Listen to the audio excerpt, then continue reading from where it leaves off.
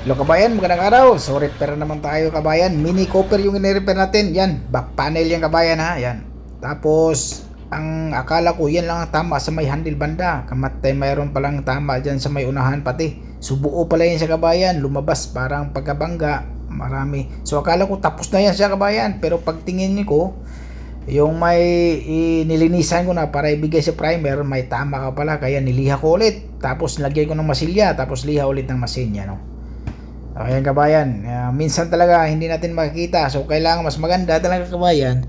Pagdating ng unit, yan ang i-repair. So linisan natin yan. Linisan para makita natin yung saan yung tama. So, pinalo-palo ko lang sa banda sa may handle. Akala ko yun lang ang tama. So mayroon palang guhit dun sa may banda gilid. Sa sinabihan ko yung amo para malaman din niya. Kaya nagpahid ako ulit ng masilya. Yan o. Tapos saglit lang din naman yan, lilihain lang naman natin yan pagpapatong. Tapos yan, okay na siya kabayan, no? Ganun lang kasimple.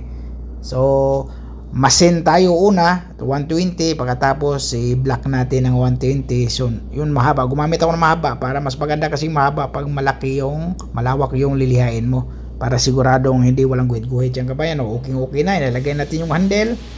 So, pagkatapos ng handle, bumper naman. Yung bumper pala kabayan, bago yung bumper na yung kabayan kasi basag yung sa baba. Kasi kasama sa bangga. Tapos yung repair natin yung dalawang yung back panel